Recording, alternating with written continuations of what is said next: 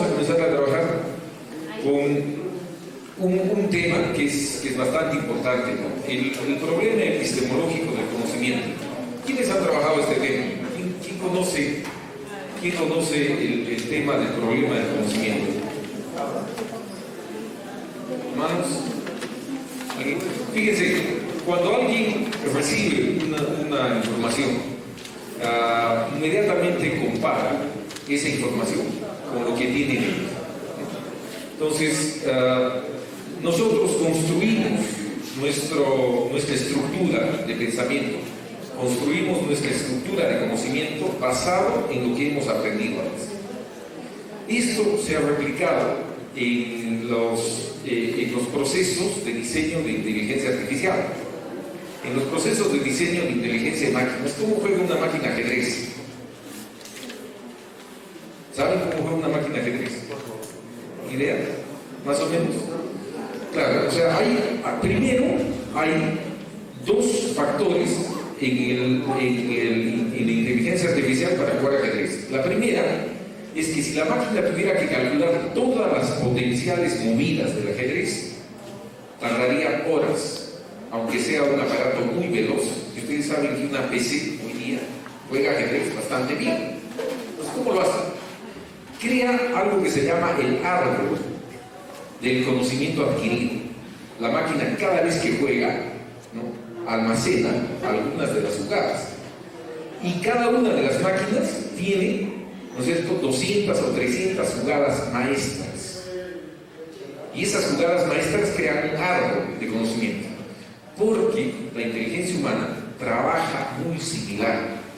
Cuando somos chiquitos nos enseñan algunas cosas. Nos enseñan el significado de colores. Si a un niño tú le cambias el orden de los colores y no le dices qué color es, ¿no es cierto? O si este niño es daltónico, tiene grandes problemas para entender la imagen de color. Es mi caso, por ejemplo. Yo no veo un segmento de los colores. Y hasta que tuve 17 años tenía graves problemas de entender el tema. No sabía por qué demonios todo el mundo hablaba de color. Hasta el día de hoy no sé qué cosa es magenta o qué cosa es peach color, cosas así, un poco en el tema de los decoradores, ¿no? Pero esas cosas me escapan porque todos los terciarios no veo. Entonces me metí a tratar de entender cómo aprendemos.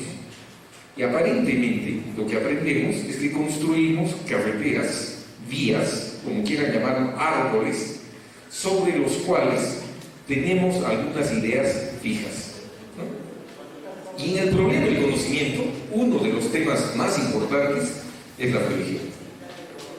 Cuando a uno le dicen de que Dios creó a Adán y Eva, ¿no es cierto? Hay el día de hoy una gran cantidad de personas en todo el mundo que dicen que la evolución es un cuento, una fantasía. El Señor Jesús, o su Padre, creó hace 4.000 años exactamente, ¿no?, a Adán y Eva en el paraíso de Dios. Y esto es un acto de fe. Entonces, a esa persona no hay manera de explicarle qué cosa es el proceso evolutivo, qué cosa es el darwinismo. Y el día de hoy, una buena parte de nuestros viajeros, especialmente aquellos que vienen del centro de los Estados Unidos, vienen, ¿no?, con estas ideas. Entonces, cuando el guía, conductor, está en mano y explica, ¿no?, el proceso, por ejemplo, de especiación a consecuencia de que, bueno, toda la olla amazónica, y está explicando, toda la olla amazónica estuvo inundada, fue un gran lago, este gran lago tuvo muchísimas islas, y en cada una de estas islas el fenómeno que pasó en Hawái, que pasa en los Galápagos, sucedió también en las islas de la Amazonía, y en estas islas se desarrolló un proceso que se llama especiación, por especialización de las especies y por su aislamiento, y entonces tenemos esta inmensa variedad de aves, insectos y demás como consecuencia de este proceso, ¿no? El pata te va a decir, ay, compadre, 0 balas, 0 puntos. Dios crió a cada una de las criaturas. y las ha hecho exactamente como las ves hoy día. Y Eric, cállate, este pico del hummingbird tal, del picaflor de pico curvo, no es consecuencia de especiación, es consecuencia de que al Señor le gustaba el pajarito así, con su piquito curvo. ¿No es cierto? Entonces, la religión puede ser uno de los bloqueos que encontramos en el proceso de conocimiento. El siguiente bloqueo son las ideologías. Desde el siglo XIX, ayer estábamos explicando un poco cómo fue el crecimiento económico del siglo XIX, ¿no es cierto? En el siglo XIX, el señor Karl Marx y muchos de sus seguidores planteó una teoría muy interesante. Dijo, ¿saben qué? El valor de lo que existe, la riqueza de una nación es 100, por decirlo. Y entonces, de esa riqueza de las personas, se queda el capital, los dueños de los medios de producción, con 80 y dejan para el resto menos de 20. ¿No? Y entonces, mucha gente miró la fotografía del momento y dijo, sí, vale. No se dio cuenta que la creación de valor es un hecho continuo. No se dio cuenta de que el mundo creaba valor continuamente y que nunca esa cifra de 100 era un tema fijo.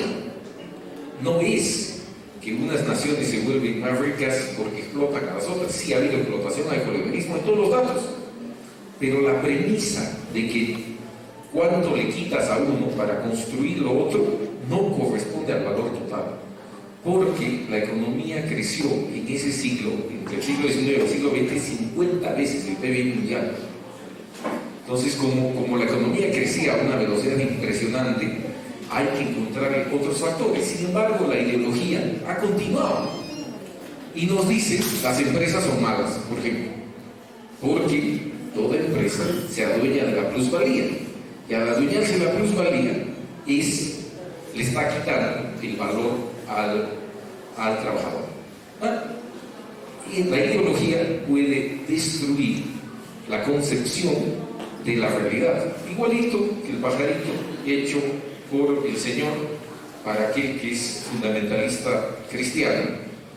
Para aquel que es fundamentalista marxista, la realidad se interpreta de una manera. Igual sucede con las otras ideologías, cualquiera sea esta. El liberalismo económico también dice, no, la vaina no es así, en absoluto. El valor, ¿no? El valor existe solo porque hay mecanismos de intercambio, el valor existe solo porque la gente lo crea, no importa si hay un montón de gente que no tiene nada, eso es parte de la vida, ¿no? La mano invisible va a ordenar el mundo, ¿no? Otro extremo de la ideología. Entonces, esa también distorsiona la realidad. La verdad de las cosas es que, igual que los seres humanos, no existen, ¿no? La realidad socioeconómica del mundo, la nuestra y la de todo el mundo, no es algo que pueda ser descrito en términos de blanco y negro. Hay empresas que son buenas y hay empresas que son un desastre, ¿no? Hay ejemplos de contaminación fuertísima causada por empresas que no tienen ninguna responsabilidad ecológica, Doevan en La Oroya, y en el caso de Perú. Y hay casos de empresas, ¿no? del mismo área, para usar el ejemplo, que han trabajado continuamente con sus comunidades, que no tienen ningún problema medioambiental y todo, y es el caso de la mina Pierina, por ejemplo, en Huaraz. Quienes han estado allá pueden testificar lo que estoy diciendo. La cultura, nosotros nacemos en una parte del mundo, crecemos en un espacio cultural, y nuestra cultura, con toda la riqueza que tiene, también nos limita algunas posibilidades de conocimiento. ¿Por qué? Porque inadvertidamente tomamos elementos de nuestra cultura que intentamos colocar como verdad para todo el mundo. Inadvertidamente, o sea, no es que uno vaya y conscientemente diga, oye, el Coicán es fantástico. Sí lo dice fantástico, ¿no? Sin embargo, cuando alguien viene de otro lado, dice, oiga, pero ¿cómo es posible, no? Coman al cuy, si el cuy es una mascota de casa, ¿no? Y allí uno puede entrar en una discusión bizantina para decirle, te aseguro que no te has comido un coicanca o un petián, porque si no, estarías aquí, serías otro comecuy, como nosotros. Igualito sucede con los gatos, ¿cierto? Y nos horrorizamos del hecho de que se coman canes o en Corea, ¿cierto? Todo el mundo dice, oye, ¿cómo? Los coreanos. Y que los chinos hacen a las ratas y cosas así, pues a nosotros nos parece algo casi inconcebible. Igualito les pasa a nosotros, pero esto solo es un ejemplo, ¿no? Al interpretar nuestra realidad, estamos utilizando estos elementos. Al ver qué cosa es los datos estadísticos, al ver el crecimiento o el decrecimiento económico, al tratar de darle recetas a nuestra sociedad, estamos utilizando los elementos que constituyen nuestro bagaje. Sin embargo, el conocimiento popular también representa una limitación, ¿no es cierto?, al conocimiento verdadero, al conocimiento científico. Por muchos años, los primeros europeos que llegaron al Perú, y lo hice en las marchas de la conquista del Perú y hay muchos documentos, creían, por ejemplo, que la sífilis se curaba si es que la persona tenía relaciones sexuales con una virgen. Y entonces, el resultado fue violaciones en masa. Y como no se curaban, creían de que no era pues virgen. Me falló la fulana. Y esto nos muestra cómo, ¿no?, una idea puede causar, ¿no?, un resultado tan agarrador como este. Entonces, el conocimiento popular también implica, y la cultura implica, en muchos casos, una división social, una división, por ejemplo, el caso de la discriminación de la mujer. Inadvertidamente, o sea, no es algo voluntario, pero inadvertidamente nuestra sociedad es una sociedad machista. Y hay que reconocerlo, nuestras actitudes, hasta de las madres con sus hijos varones, ¿no?, son actitudes que hacen sobrevivir estas características del machismo. Bueno sería, ¿no?, porque cogen y al hijito que llora y dice, pero tú eres hombrecito, pues Pepe, ¿cómo lloras? La mamá, ¿no?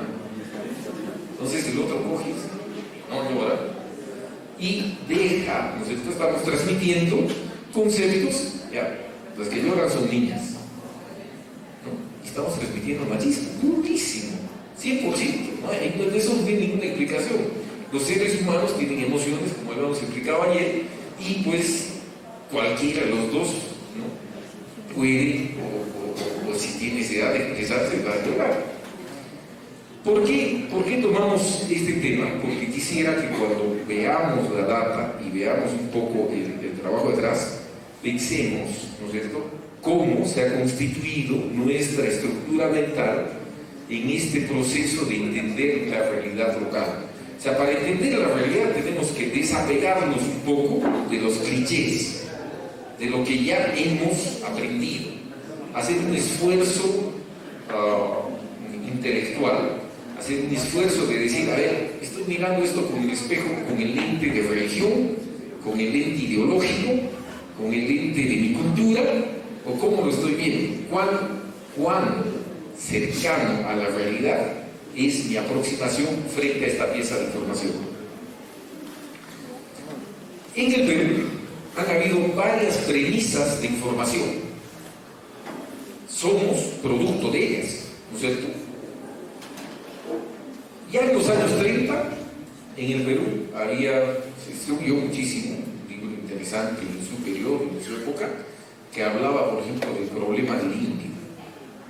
7 ensayos de la realidad peruana, de José Carlos Mariátegui, ha sido, por muchos años, parte de la Biblia del Perú.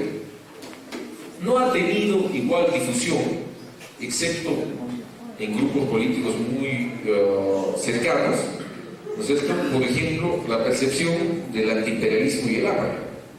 Tampoco ha tenido mucha difusión los escritos de Víctor Andrés Belaúnde, ¿no? Que son pensamientos contemporáneos pero alternativos, y especialmente en el Cusco no tuvo difusión. ¿Por qué? Porque en la universidad, ¿quién no ha llevado marxismo histórico y materialismo histórico y dialéctico? Ya toditos hemos llevado, ¿no es cierto? ¿Por qué? Porque hay una percepción, una orientación a llevar y a organizar la información de manera que conduzca a un proceso de pensamiento con una ideología, ¿no? Sin embargo, si alguien hubiera propuesto el curso, por ejemplo, de Realidad Nacional por Víctor Andrés Belaúnde, no pasaba el curso. En la San Antonio Abad, ni de López. O el antiimperialismo y el ATRA, no, jamás. No pasaba, por supuesto, no pasaba. Está libro negado para la juventud del Cusco. ¿Por qué? Porque el Cusco es rojo, porque el Cusco tuvo ese periodo y porque la universidad, ¿no?, encontró en esto no el liberar a las personas, porque lo que estamos haciendo ahorita, al pensar cuáles son las limitantes del conocimiento, es tratar de compartir la experiencia personal y la experiencia de muchas personas al tratar nosotros mismos de entender qué es lo que está pasando. En los años del 69 al 75 hubo en el Perú una transformación muy importante sobre lo que era la propiedad, particularmente la tenencia de la tierra. Y en la tenencia de la tierra hubo un mensaje, que es un mensaje que interesantemente se ha quedado todavía en el país. Más de 30 años después, 38 años después, el mensaje de que de que el patrón no vivirá más de tu pobreza, o sea, la pobreza del trabajador del campo es causada por la presencia del patrón, es un mensaje que todavía queda en la ciudad, en el Cusco y en el Perú. Hay un tema que es sumamente interesante. La productividad de Perú después de la reforma agraria cayó a 1/3. En 1990 producíamos la mitad de lo que producíamos en 1969. Sin embargo, ¿no es cierto?, la percepción del Perú es que era un país más democrático, porque la propiedad se había dividido. A pesar de los fallos de las cooperativas, a pesar de todo, hemos visto al fenómeno como un fenómeno positivo dentro de la estructura del país, porque lo hizo más democrático de alguna manera. La premisa es lo que estamos cuestionando. La premisa de que la pobreza sea consecuencia de la progresión. La pobreza, vamos a ver, es consecuencia de otros motivos que existen en el mundo y que ahora han sido descritos claramente, porque la lucha contra la pobreza es uno de los acuerdos del mundo para el 2025. En los años 80, muy poca gente de izquierda, muy poca gente en el país hablaba claramente, por ejemplo, de lo que era Sendero o de lo que era el MRTA. Tuvo que pasar más de 7 años para que algunas personas, especialmente de izquierda, deslindaran su posición. O sea, dijeran claramente: no estoy a favor. Y es más, tuvo que haber gente como María Elena Moyano, quien clarísimamente dijo: no estoy con nadie que utilice el terror y la muerte como elemento político o social. Construí los clubes de madres para defender la vida de mis hijos, y por ello estoy acá, y por eso la mataron. Pero no había esa claridad. ¿Por qué? Porque las fronteras del pensamiento estaban difusas. Nadie sabía, o muy pocos sabían, para muy pocas personas estaba claro que el fenómeno senderista era un fenómeno dirigido por alguien megalomaníaco que tenía una percepción totalmente errada de la realidad nacional. Tan diferente era su pensamiento que tuvo que llamarlo pensamiento Gonzalo y tuvo que crear una fantasía de la República de la Nueva Democracia. Como la gran mayoría de peruanos no se compró el traito, el resultado está a la vista. Sin embargo, ese intento, ¿no es cierto?, en su momento inicial nunca fue deslindado. Es más, en las universidades había muchísima apología a este tema, porque había organizaciones que creían que la violencia es partera de la historia. Y como hemos puesto en conocimiento, estos clichés, el poder nace del fusil, la violencia es partera de la historia y todo, habían permeado en el pensamiento del país, particularmente el Cusco. Fue Daniel Estrada quien hizo un deslinde bien interesante. Daniel Estrada dijo: no, la vaina no va por acá, va por otro lado.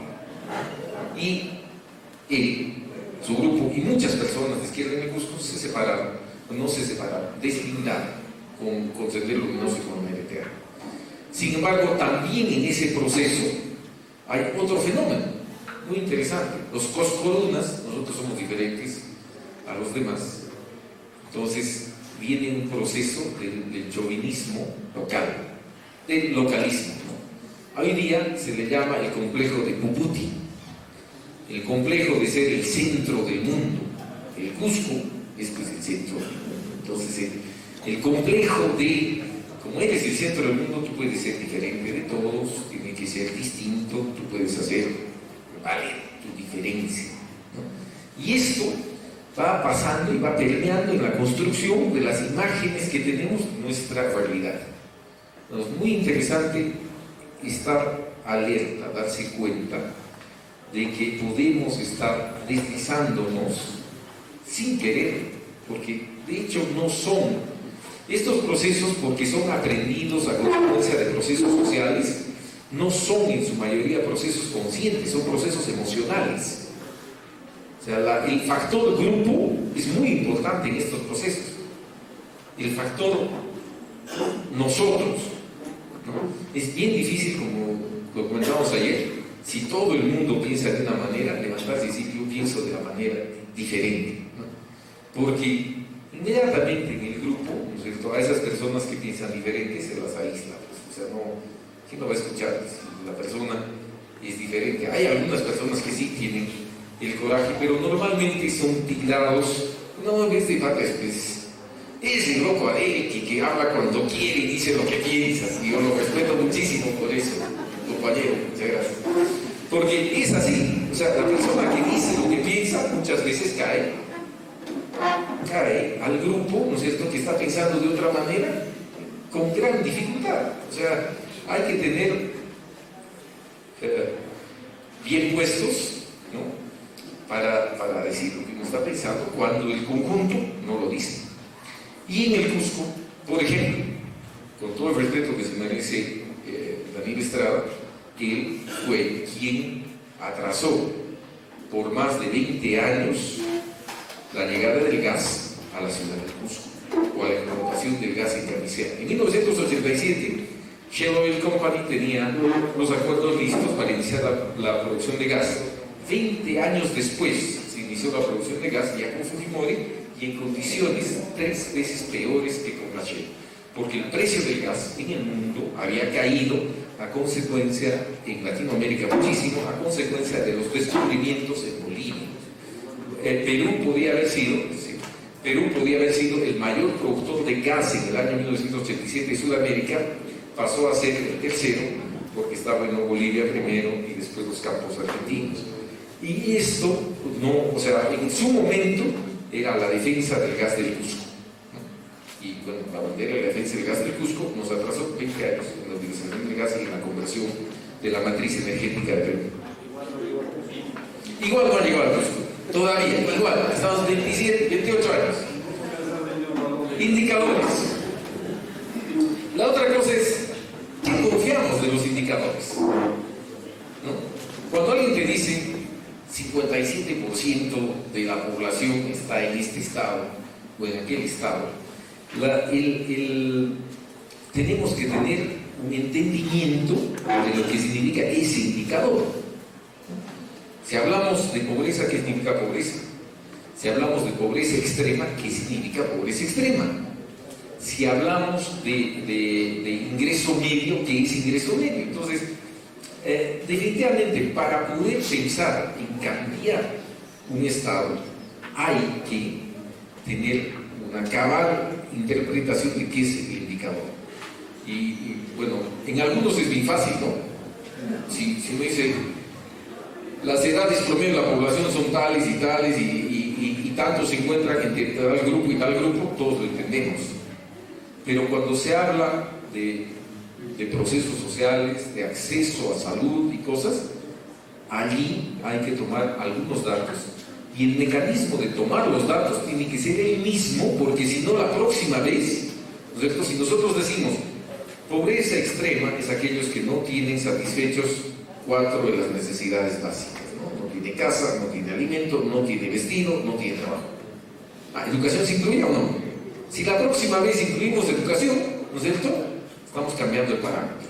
Entonces el indicador tiene que explicar claramente cuáles son los parámetros que se han tomado para poder comparar, porque si la próxima vez yo le pongo algún otro o le quito alguno, estamos cambiando.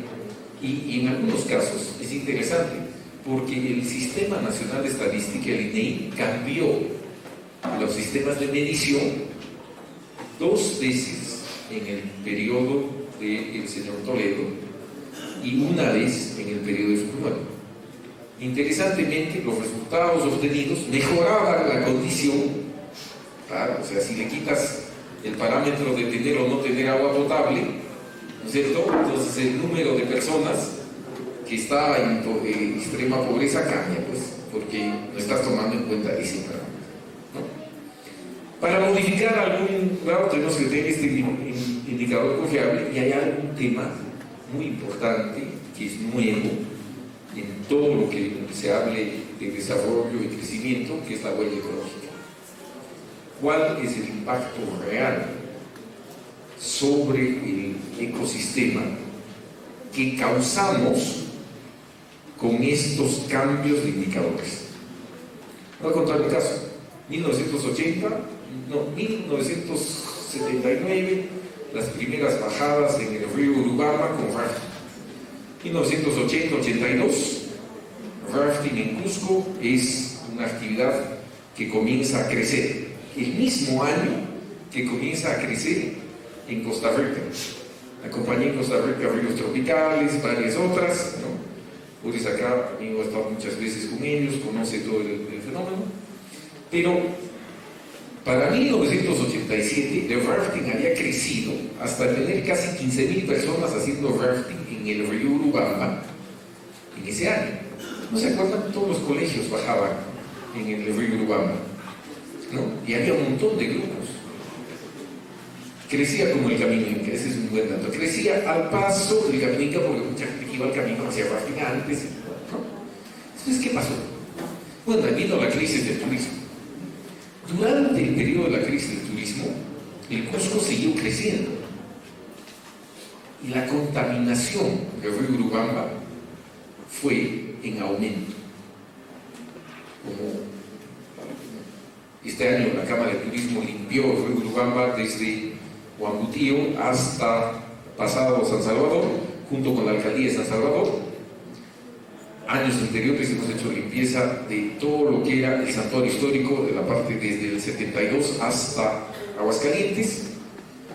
Cada año hemos visto cómo va aumentando el volumen de basura, de botellas y la contaminación de desechos de la industria, de los automotores, porque el aceite de cambio de los vehículos va a parar finalmente al río.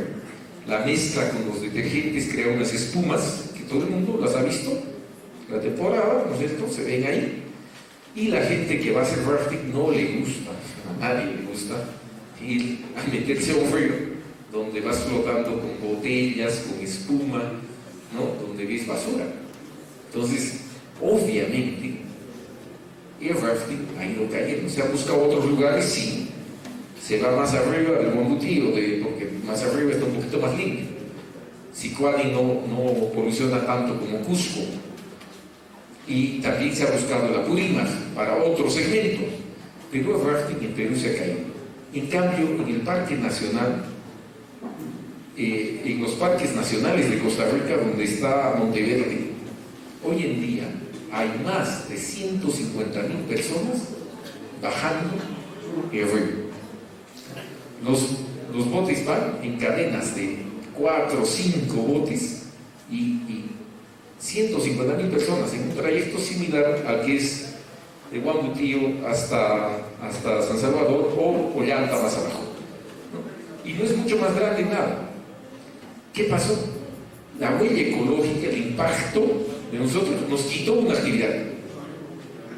Porque honestamente el que se mete una vez al Vilcanota y se cae, se fregó. Sí, por poco se disuelve. No es tanto, pero no somos de azúcar. Bueno, para tener una idea, en que el 2002, 2003, 2004, como porcentaje del PBI ha subido este gasto hoy día, ha subido varios puntos, pero el Perú gastaba 8% del PBI, ¿no?, en gasto social. O sea, ¿qué es el gasto social? Es el gasto del Estado dirigido a los segmentos en extrema pobreza, en gran dificultad. Eddie, ya no vas a crecer, pasa, toma asiento, por favor. Pero hay sitios. Compañero, noche.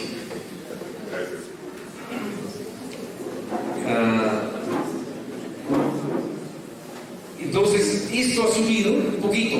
Estamos en 9.8, casi 10%. Y para este año probablemente 12%.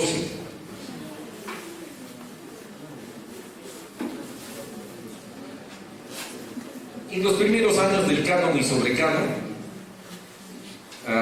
vemos acá en porcentajes, vamos a mirarlo porque en porcentaje ha crecido también un poco, en números reales ha crecido muchísimo, pero en porcentajes ha crecido algo, ¿no es cierto?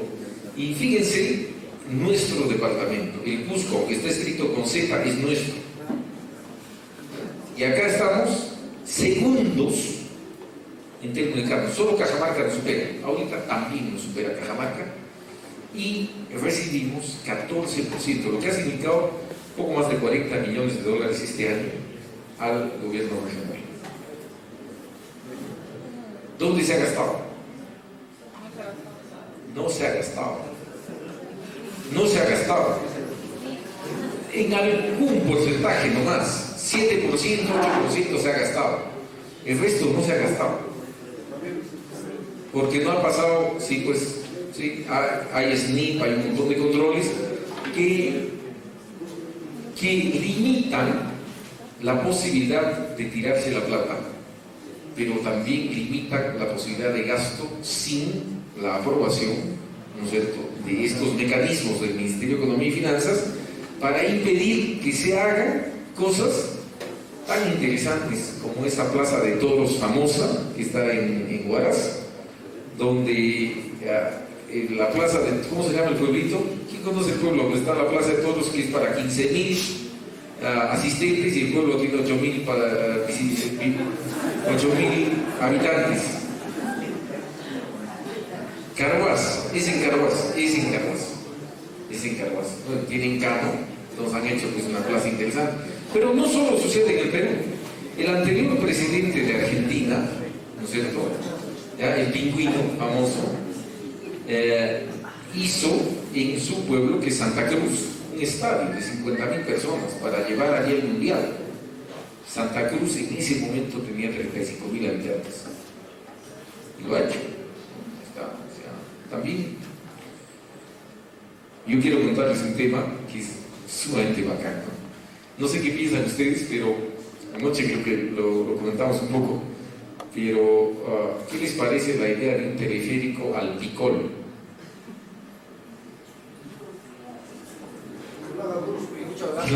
Mira, el alcalde de San Sebas, ¿no es cierto?, ha propuesto pues el teleférico al Picolo, ¿no?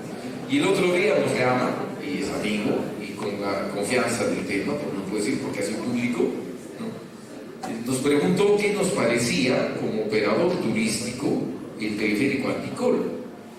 Y le dije, oye, hermano, sinceramente, esto es un poco un tema, no sé, o sea, yo tendría gran dificultad de venderle a ninguno de mis pasajeros la subida del teleférico al Picolo. Honestamente, no podría venderlo porque no sé qué le puedo mostrar de arriba, un poco a mensaje, pero con la carretera es mucho más fácil y llegas a un sitio muy cercano. Al otro lado, el que quiere caminar es otra cosa y la gente va y camina y hace, ¿no? Y no hay mucho, ¿no? O sea, le digo, esto pues cae en la categoría un poco de los sueños, así, de fantasía.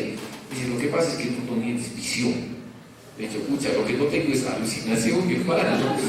Porque ponerle una burbuja a Machu Picchu o teleférico a Picolo, así tiene, o sea, no sé, por eso lo pregunto. O sea, también no me considero que es la verdad. O sea, lo pregunto, ¿qué les parece a ustedes? Esa es su opinión, porque de hecho, ¿no es cierto?, hay cosas como estas que nos distorsionan un poco la idea de dónde estamos. Y estas cosas son consecuencia de tener plata y no saber qué hacer. Cusco, datos generales. 71.000 kilómetros cuadrados. Bien interesante porque es más grande que Bélgica, el doble. Es del porte de Panamá.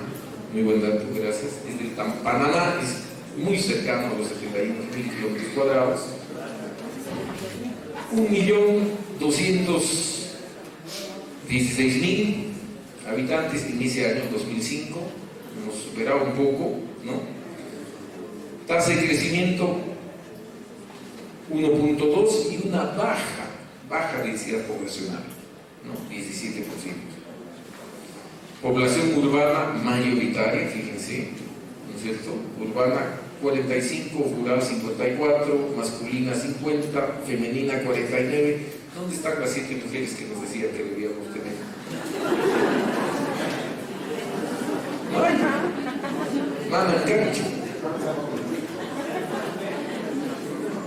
Hay menos mujeres que varones. Ahí está. Ahí, ¿dónde está el que te toca? Pero ahí está, o sea, ya ven cómo el conocimiento popular a veces interpreta cosas que no son. Efectivamente, ¿no? El censo nos dice, pues, gráficamente. Ahora, entre los varones también se han contado a los gays. Ahí está la diferencia. Ahí está. Y fíjense ustedes la participación del Cusco en el total nacional. Crecimiento en el total nacional de Cusco es menor que otras áreas. ¿Ya? En 1940 el Cusco tenía el 8.1% de la población nacional y en el año 2000 solo el 4.5%, casi la mitad de la población, ¿no? ¿Cómo se explica eso? Migración. En el año 40 había poca migración desde el Cusco, pero a partir del año 60, 68 más o menos, ¿no? El 61 ya se nota que hay una caída. Y por supuesto el 81 la caída continúa. Y en el 2005, ¿no?, estamos en 4.5. Más o menos se ha detenido. Van a ver la estadística del último censo y más o menos se ha estabilizado allí. Está 4.6 ahora, de acuerdo al último dato que he checado. No tenía todo el cuadro, quería mostrarles esta parte para decirles algo que en Cusco no tenemos mucha conciencia. O sea, a nivel nacional, el volumen, el tamaño poblacional de Cusco ha ido disminuyendo desde los años 40. En números reales ha crecido un montón. O sea, en número de personas ha crecido pues bastante, pero no en términos de nuestra participación en el total nacional. Y fuertemente, la ciudad de Cusco es definitivamente el área más poblada, con casi el 30% de la población del departamento. O sea, la provincia de Cusco, el y en el distrito de Cusco, por esto es provincial, pero fundamentalmente la provincia de Cusco, con 2 distritos, es la tercera parte del departamento. Y inmediatamente después viene con casi un 15% Quillabamba y la Convención. Pero como ciudad, Quillabamba no es la segunda es Sicuán. Y allí ven Canchis, Quispicanchis, Chumbivilcas, Espinar, siendo las de extrema pobreza, Paruro y Acomayo, las menos pobladas. Alguien podría haber esperado que sea, por ejemplo, Urubamba, un área más poblada, parece, hay muchas más casas y todo, pero proporcionalmente Chumbivilcas, Canchis, Quispicanchis son áreas bastante más pobladas. La estructura etaria también nos muestra un tema sumamente interesante. Si sumamos, ¿no es cierto? Si sumamos las edades hasta 40 años, estamos cerca de 3/4 partes de la población. 75%, casi 70% están menores de 35 años. 68, casi 70% menores de 35 años. Una población joven, una población muy joven. Por eso que el segundo mayor negocio del Cusco, bueno, ¿cuál es el mayor negocio del Cusco? ¿Cuál es el negocio que trae más plata al Cusco? ¿Fuerte qué es? La comida. No. La minería, tanto el gas como el tema de grupo energético por un lado y la minería de cobre y ahora las nuevas minerías que están saliendo es lo que trae más plata. El segundo mayor negocio, ¿cuál es? Madera, ¿no? Comercio. Bien dividido el comercio. Educación. 30.000 personas en el Cusco están en educación superior. Educación superior, ¿eh? Imagínense. Saquen el número. Solo la San Antonio Abad tiene, dependiendo del año, entre 12 y 14.000 estudiantes. 50% del total. Después viene la Andina, que ha crecido muchísimo. Muchísimo. Es interesante cómo está creciendo la Andina, porque tiene más calidad. Hay gente que está preocupada y está trabajando bien. Y luego tienes todas las academias, ¿no? Comenzando por las academias de turismo y de todos los demás temas que existen, posibles e imposibles. Y ahora un pequeño segmento, pequeñito todavía, 1.500 personas, 1.000 personas más o menos, en las filiales de otras universidades, porque el Cusco se ha vuelto un lugar bastante atractivo para la educación. ¿Por qué? Por su población, ¿no? Fíjense, 10% tiene 15 y 19, 9% tiene entre 20 y 24, sumados 24%. Dan esa edad. Entonces, por eso, el resultado es el número de academias que existen. Y de hecho, los que pasamos de los 40, estamos pues en el grupo que casi no pinta, que despinta. El gran grupo de las viviendas son viviendas que se llaman de clase C y D. ¿Por qué? Vivienda improvisada, 1%, 0,1%, bajísimo. O sea, muy pocas personas en Cusco viven como sucede en la India, por ejemplo. Mi hijo estaba viajando por ahí y me manda una foto de un palacio y la puerta del palacio, unas cartitas de plástico. O sea, todo el muro del palacio, ¿no? 200 personas vivían en unas carpitas de 1,50 m por 1,50 m con su techito de plástico. Y adentro vivía el ministro de Aeronáutica. ¿Sí? Y salía en su Rolls Royce, porque británico total el tipo, ¿no? Hindú, pero, o sea, ¿cómo va a manejar un Mercedes? Eso es para los alemanes. Este tiene cultura británica, y de ahí no le causaba ningún problema tener 200 otros asistentes que compartían su ser, vecinos, colegas. Material de las paredes, piso de tierra 64%, alumbrado 64%, significa que los demás no tienen, agua potable 67%, sin desagüe 36%, grave problema de salubridad, y usa leña para cocinar 51 en el departamento de Cusco. Ayer discutimos un tema que era sumamente interesante, que es la utilización de energía. La utilización de energía animal, caballos y todo. Tuvimos la suerte hace menos de un mes de la Cámara de Turismo de irnos a Capi. Boris, yo, un grupo de amigos del ministerio, todos fuimos a Capi, por carretera. Nuestros hijos, con nuestros hijos. Fuimos hasta Capi. ¿Quién conoce Capi? Pasas Paruro, sigues camino hacia Cotabambas y antes de cruzar el río de Santo Tomás por segunda vez para subir a Cotabambas, ahí te quedas en Capi.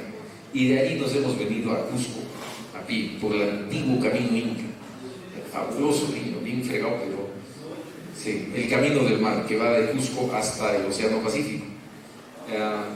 Pucha, espinas por todo lado. Sebastián, de 9 años, de 7 años, tiene mucha que aumentado, peleando con los espinos, todo bien bacán, lindo.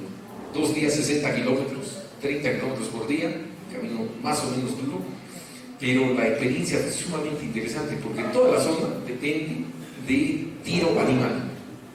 O sea, aquí, cerquita, todo lo que sea de transporte, todo es mulas, caballos y la cosa, ¿no? Y todo el mundo anda a caballo.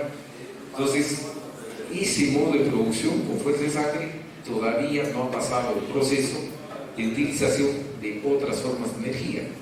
Entonces, la limitación del crecimiento está en la utilización de energía, y usar leña como implemento importante para cocinar nos está mostrando también un nivel de acceso al mundo.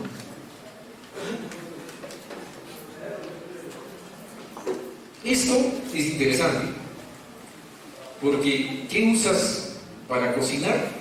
¿O qué si tienes electricidad en tu casa en el área urbana? Este cuadro es urbano. 64% tiene luz. Área urbana, considerando más de 3.000 personas por ciudad. Y 24% querosene, lamparines, iluminación. Petróleo, gas, muy poco. Velas, 9%.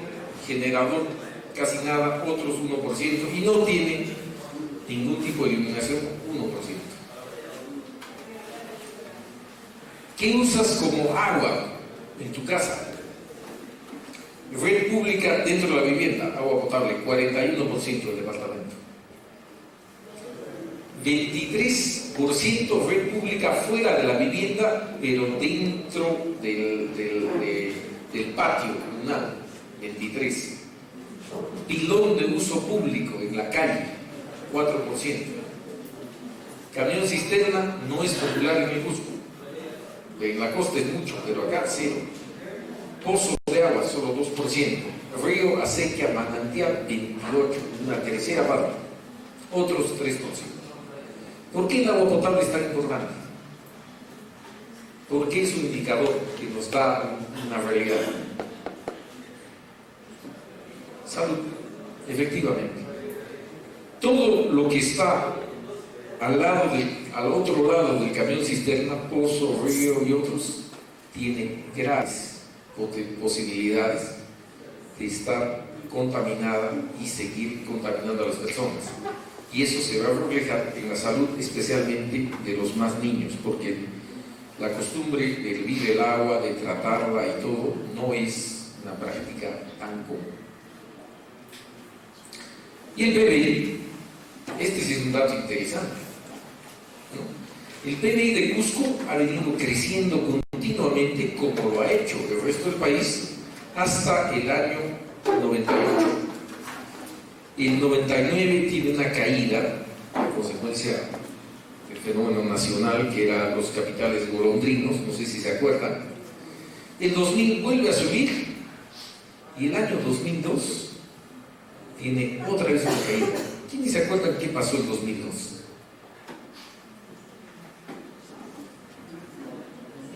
¿Qué pasó en 2002?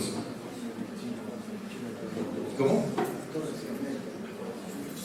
Tuvimos el mayor año de pérdidas día hombre por huelgas y paros. ¿No se acuerdan que querían sacarlo a Toledo?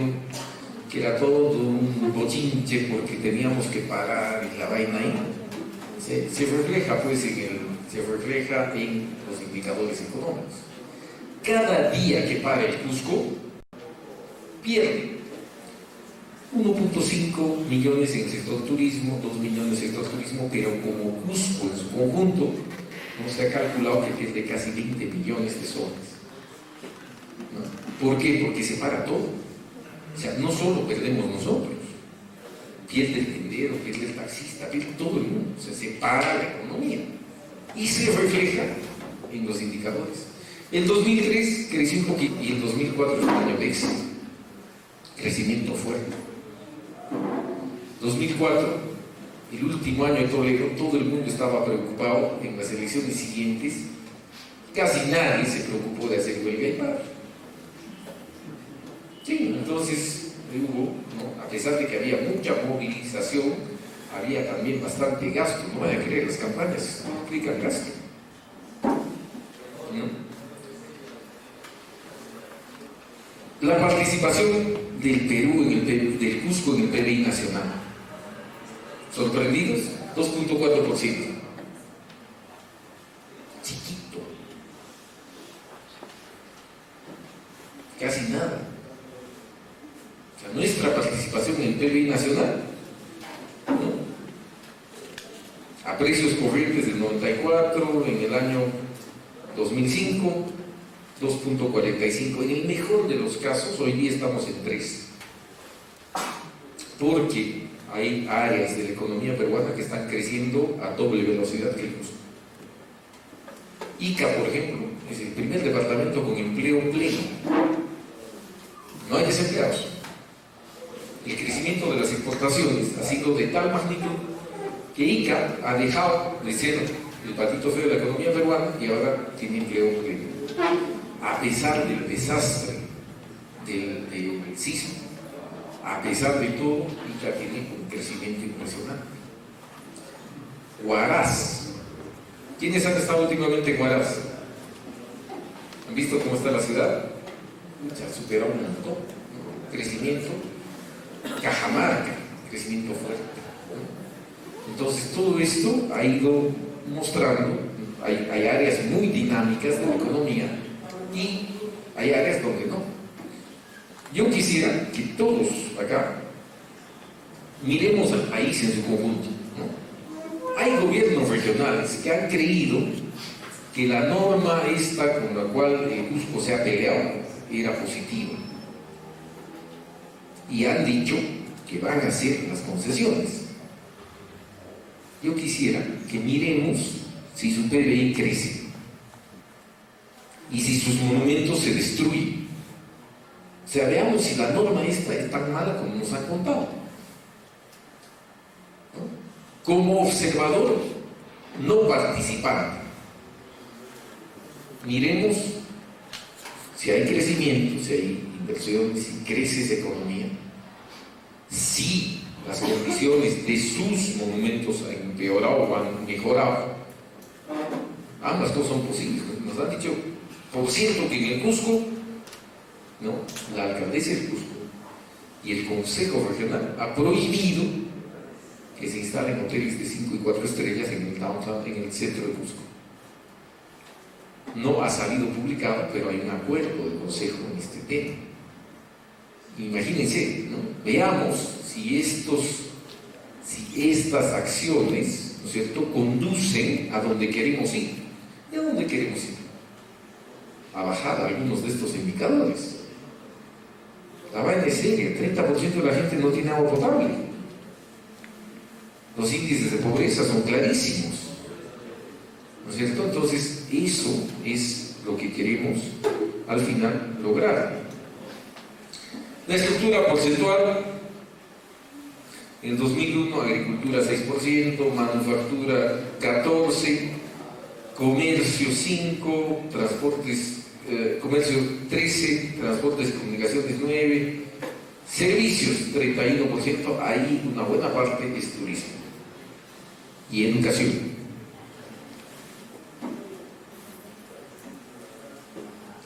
El promedio de gasto mensual familiar 2004 y 9 soles.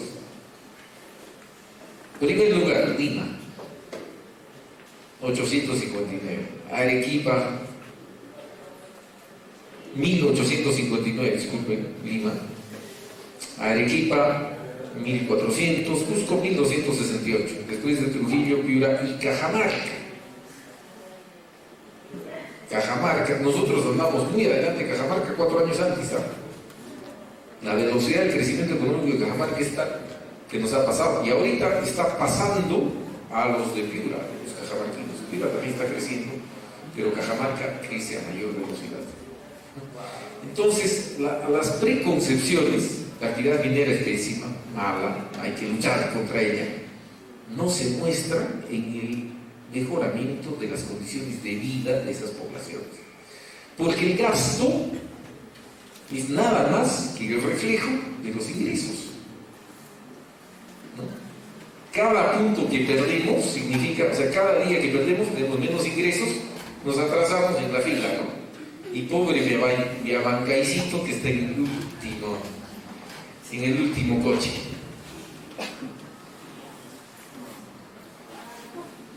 Y en la tasa de pobreza estamos en la mitad exacta casi, ¿no? Casi por la mitad estamos. Ese año era 59%, hoy día se calcula que es 52 o 53 de acuerdo a los datos del gobierno regional, el índice de pobreza. O sea, sí se ha avanzado, ¿no? Del 2004 al 2008 en más o menos 6 o 7 puntos.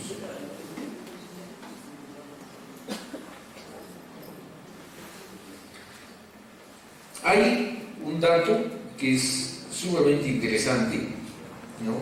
Que es el dato es un dato de bienestar, un dato general, ¿no es cierto?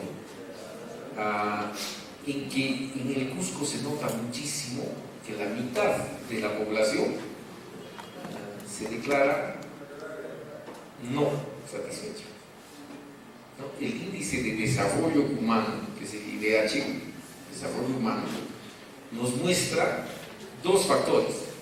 Uno, educación, posicionamiento, trabajo, todo. Y el otro, tu nivel de cómo te sientes tú. O sea, cuando te preguntan, para saber el índice de desarrollo humano, ¿cuál es la pregunta? No, primero educación, ¿no? Si tienes acceso a esto y otro. Pero la otra, bien importante, es cómo lo ves, La mitad de la población del Cusco la ve mal. La mitad dice, no importa qué pasa, no es mi culpa. Él tiene chamba porque tiene vara, cualquier cosa. Las excusas son muy comunes en Cusco, más que en el común del país. Por eso estamos, mira, a pesar de que en el anterior, o sea, en la realidad no estamos tan mal, estamos en el cuarto puesto en gasto, en nuestra percepción estamos más para el otro lado, ¿no? O sea, percibimos nuestra realidad con un mayor índice de negatividad en términos de desarrollo humano. Y acá están los datos de escolaridad, urbano, rural, educación inicial, algún dato que es sumamente interesante: superior no universitaria y superior universitaria, ¿no? Casi el 3.1%, y en otros datos 4% de la población del departamento 3.1% y de la ciudad 4% son universitarios. Bien alto, el promedio mundial es 1%. El promedio de los países desarrollados es mayor, en algunos casos alcanza el 20% de educación universitaria, y superior no universitaria casi la mitad de la población. Cusco Universitaria 4, no universitaria 6, otras modalidades 4.9 sumados, ¿no es cierto? Estamos hablando de 15% de la población que tiene educación superior. Bien interesante el dato, porque significa que hay material humano. O sea, no es cuestión de que acá no hay ingenieros, no es cuestión de que acá no hay licenciados, no es cuestión de que no hay administradores, es cuestión que hay algo que ha fallado en la educación. Porque tienes la gente que está capacitada en ingeniería, tienes los médicos de la San Antonio Abad, tienen un buen renombre, ¿no? Entonces, hay algo que no está comunicándose muy bien, y ese tema que no se está comunicando muy bien, aparentemente, es la actitud empresarial del profesional cusqueño. Muy pocos profesionales, ¿no?, piensan de que la asociatividad, juntarse entre varios profesionales para formar empresas, la creación de valor, ¿no? La mayoría piensa, no, pues es una buena chamba, con mi chamba, ¿no? Ya alguien me va a contratar, soy bueno, estoy asegurado, y la meta es conseguirse especialmente en la administración pública, especialmente en cosas que le den seguridad, garantía, ¿no?, en una buena empresa. Entonces, eso parece que es una de las deficiencias. No se lo puede afirmar al 100%, pero el tema está por ahí. Acá está. Superior universidad completa, 4%. Superior universidad incompleta, 4%. Superior universitaria no completa, 4%. Superior no universitaria, 3%. 12-15% hasta ahí.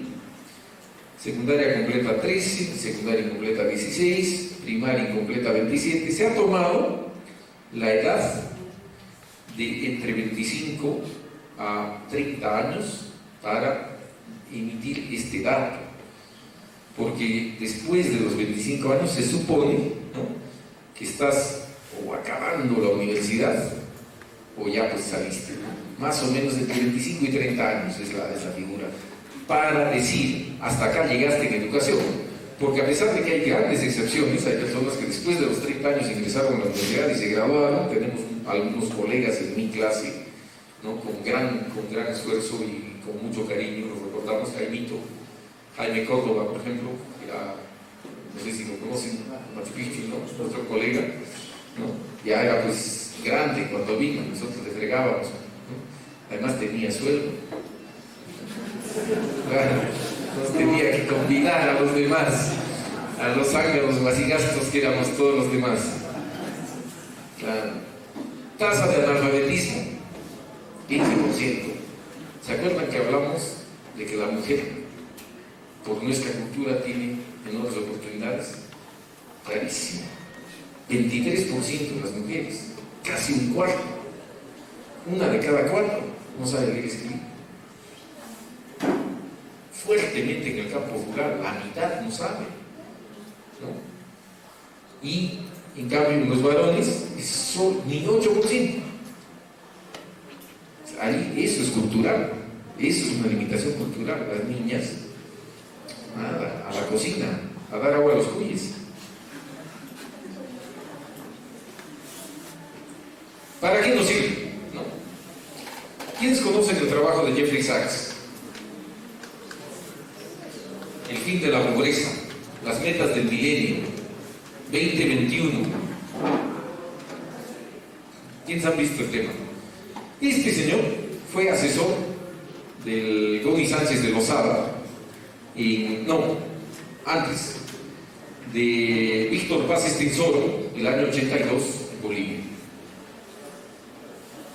Y le fue tan bien en Bolivia que paró la inflación boliviana, que era de 4 dígitos, 10.000 y tanto %, en una semana. En una semana lo paró en seco, igual que el Choc, Fujimori, así, ¿no? Lo paró en seco. ¿Cómo lo hizo? No lo hizo a través de un show, cierra bancos, nada.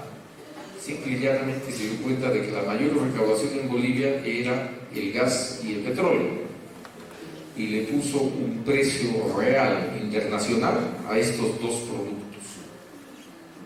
Y de un momento a otro, la recaudación en Bolivia creció, los gastos corrientes se podían pagar no con la maquinita de imprimir billetes, sino con plata verdadera, y la economía se estabilizó. Y Bolivia parecía que andaba en el camino bueno, superó a Perú, estaba mejor que Perú. ¿Quién sabe está en Bolivia en los años 80? Saben muy bien, inversiones, gente iba ahí. Y el factor social destruyó Bolivia hasta el momento que hoy día no sabemos si existirá más Bolivia como Bolivia, porque las divisiones locales son tan serias hoy día que pende de un hilo. Hay pueblos que se están declarando independientes, ¿no? Santa Cruz ya fue, ya están autárquicos. Entonces, ¿qué ha pasado? Para definir esto, Sachs dice: miren, estas vainas, estos datos que tenemos solamente sirven si es que se hace algo. Si no, es simplemente un ejercicio intelectual. Es ¿no? Así como aprender latín, ¿no es cierto? Puro ejercicio mental, no tiene ningún fin práctico, a menos que seas cura, ni siquiera cuando eres cura, ¿no? O ornitólogo, biólogo, ahí sí tienen, o cualquier la ciencia sí tiene un sentido, pero es un ejercicio, ¿no es cierto?, totalmente intelectual. Entonces, Sachs dice: los datos, la información sobre realidad tienen que tener un corolario, tienen que apuntar a algún lado, no hay vaya. La primera, hay que hacer el mapa de pobreza, ¿no? Entonces, hemos hecho el mapa de pobreza. El Cusco tiene zonas, Aguru, Acomay, hemos visto dónde están, quiénes son, que tienen índices alarmantes. Más de la mitad de la población no sabe leer y escribir, mujeres básicamente, y cosas así. Después dice: hay que saber qué es el marco general de la política económica del país. Y el marco general de la política económica del país hoy día, en Perú, es un marco de apertura al mercado, es un marco de reconocimiento de la propiedad, se conoce la propiedad, y es un marco que propicia, por lo menos a nivel nacional, las inversiones, con alguna salida local, ¿no? Y con algún traspiés. Parece que ese es el marco general. Hay un dato que es sumamente interesante que se llama el marco fiscal y la trampa fiscal. ¿Qué es esto? La SUNAT. Cuando alguien produce y es parte de la economía formal del país, tiene una fuerte carga de impuestos porque tu socio mayor es el Estado y se lleva normalmente más del 30% de tus ventas. Cuando la presión fiscal es tan alta, como el 19% IGB, como el 30% de las ganancias, como las sobretasas y todo, la evasión es bien interesante. Claro, lógico, salta plata, pues, ¿no? Entonces, la tentación es grande. Casi todos pecamos en algún lado. ¿Quiénes declaran sus propinas?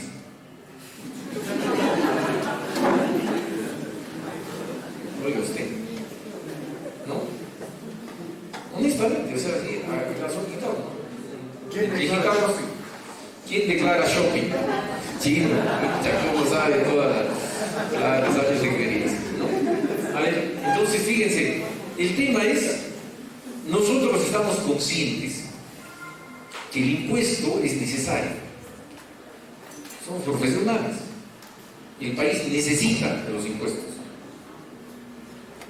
Porque si pensamos en que hay que hacer gasto social, hay que mejorar la educación, hay que mejorar la salud, hay que tener estas cosas, hay que cambiar nuestras estadísticas, ¿no? Hay un compromiso de cada persona, y más aún de cada profesional, de cada persona pensante, que se hace. La trampa fiscal es, la presión es tan grande. ¿Mi tip acaso mi tip? ¿Quién va a saber que mi tip no sabe nadie? Entonces, lo digo con ejemplos porque somos parte de todo el fenómeno y no vamos a decir. Entonces, eso es lo que se llama la trampa fiscal. El Estado necesita recaudar, pero carga la presión fiscal sobre un grupo muy pequeño de la actividad económica, a todo aquel que es formal. Ese formal, si la presión fuera un poco más fuerte, se ahoga. Porque claro, tú puedes ser un buen nadador, pero si en lugar de darte solo un ladrillo te ponen 3, ya te quiero ver en el agua. O sea, no vas a poder nadar. Como empresa no vas a poder sobrevivir. Las alternativas son la evasión fiscal, el contrabando, por ejemplo. ¿Saben ustedes de que durante los últimos 7 años todo el sistema nacional ha ido a intentar controlar el contrabando? Han cambiado fiscales, han integrado el sistema de las importaciones a la SUNAT, se ha vuelto a separar, se ha dividido el trabajo, se ha metido a la policía adentro y la culebra sigue caminando. Los convoys de camiones de contrabandistas siguen circulando. 240 millones de dólares anuales en solo el sur del Perú. Y estoy hablando Tacna, Moquegua, Arequipa, Cusco y Puno. De ganancia, no de movimiento. Movimiento casi 3 veces. O sea, los contrabandistas ganan 30%. ¿Cuánto era el impuesto? Por ahí, ¿no? Está pues. Entonces, ¿qué ha hecho el Estado? Ha definido de que, pucha, como ya hemos intentado de todo, los hemos pagado mejor, los hemos cambiado, los hemos sacado de este lado, los hemos puesto al otro, y toda la vida acaban corrompiendo a tus funcionarios, porque la plata es grande. ¿No? Los bolsillos son bien grandes. ¿Qué hace el Estado? Ha decidido de que la mejor manera de combatir el contrabando se llaman tratados de libre comercio. Chile ha hecho algo muy parecido y se ha liberado el contrabando. Porque el televisor comprado en Iquique, traído de dumping de Panamá, cuesta $701 y la tienda en Santiago cuesta 708 por el Tratado de Libre Comercio que acaban de firmar con Corea. Y ha firmado un Tratado de Libre Comercio con más de 21 países y tratados de complementación con otros 40 países del mundo. Entonces, ya no necesita tener a los policías allí persiguiendo. La culebra murió. ¿Saben quiénes financiaron el paro del año pasado en Arequipa el 19 de julio? ¿Ustedes creen que eran los campesinos los que protestaban contra el TLC?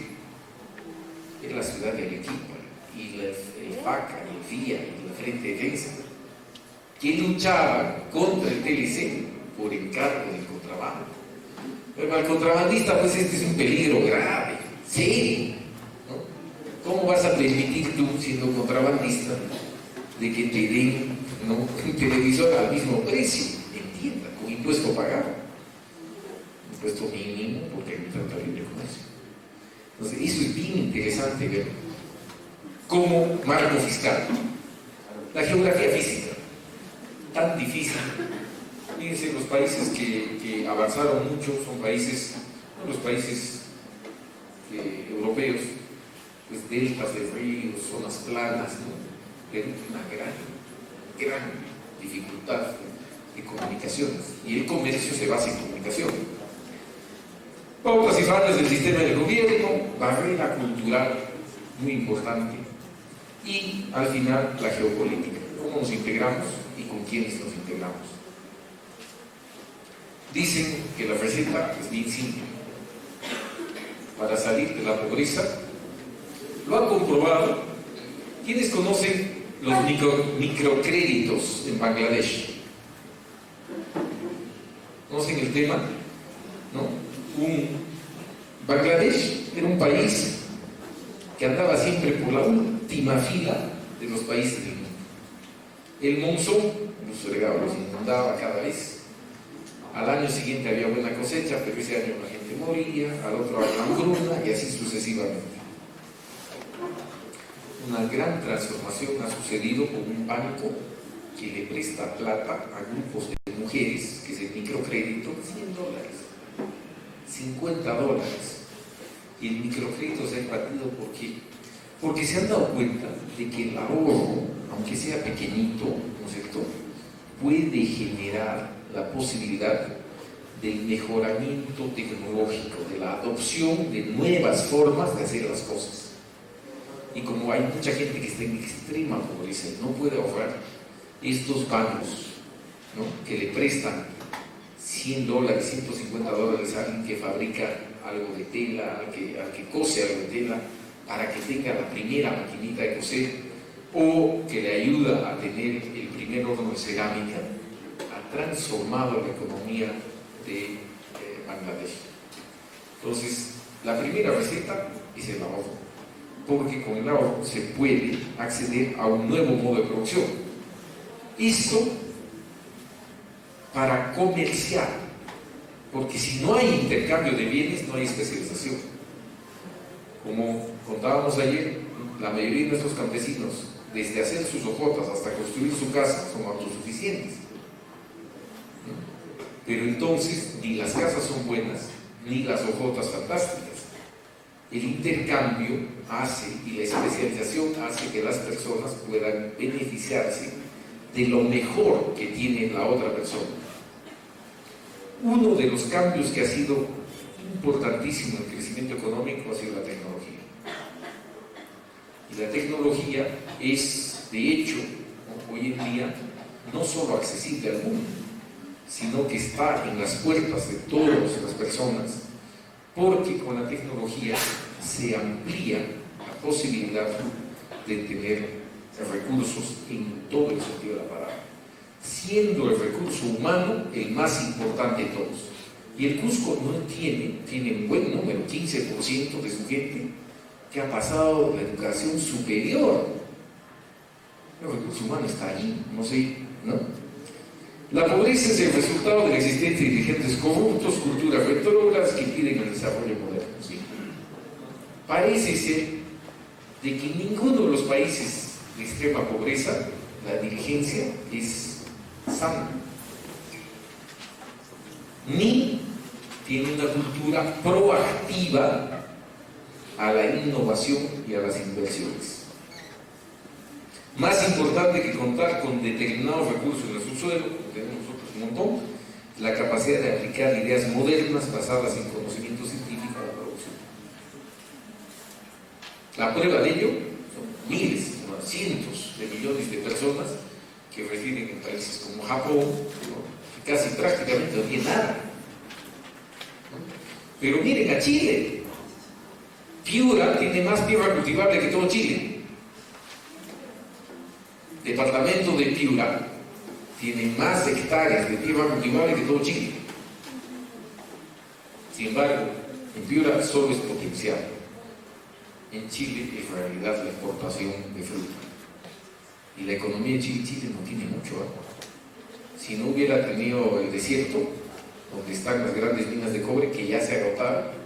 ¿Ustedes conocen la historia del Teniente? El Teniente, la mayor mina de cobre de Chile, se agotaba el año 2000. Se acabó, ¿no? Había tenido más de 50, 60 años de crecimiento el Teniente. Y se moría porque ya no había mineral. ¿Qué han hecho en el Teniente? ¿Saben qué han hecho? ¿Existe o no existe ya la mina? Ya no existe como mina. Pero ese cúmulo de ingenieros, ese grupo de know-how, ese conocimiento que tenía el Teniente, lo han convertido, ¿no es cierto?, en producción intelectual. Ahora fabrican robots mineros. Y sus robots mineros son los que bajan a mayor profundidad, a 4 kilómetros. Estoy trabajando en Sudáfrica, robot minero chileno. ¿Por qué? Porque tenían un cúmulo de ingenieros que habían tenido 50 años, 40 años de experiencia en minería. Y cuando se juntaron dijeron, bueno, se nos acabó el mineral, ¿qué hacemos? ¿Qué hacemos? Chica la payasada, lanzar en otro tono. ¿No? Hay que caminar en otro ritmo, y lo han hecho. Y allí hay un tema que es sumamente importante. Las ideas pueden emplearse una y otra vez.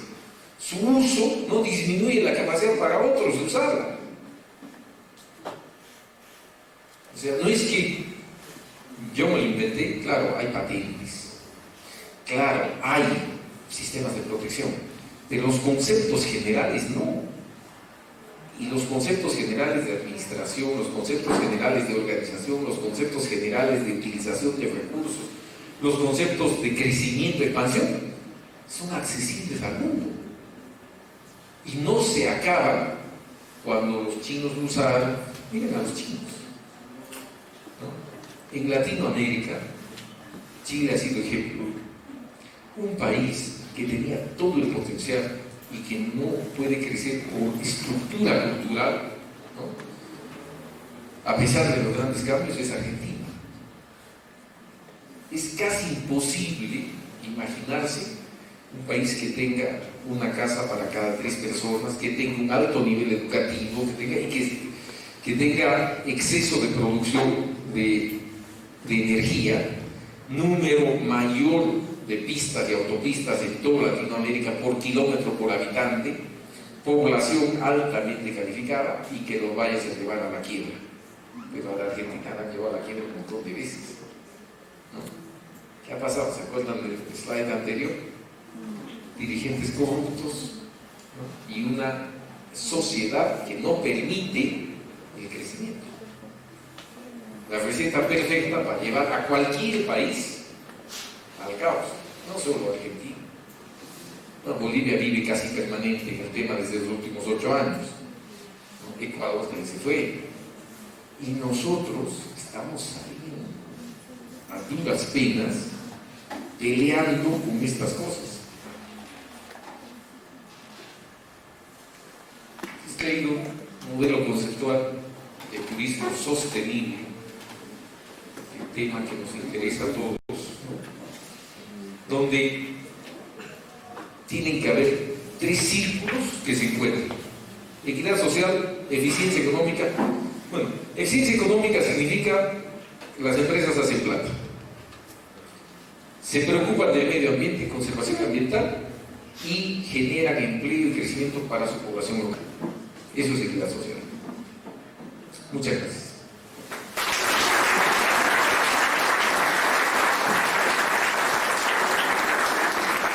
Nos hemos pasado del tiempo, espero que no estén demasiado aburridos. Si hay un par de preguntas.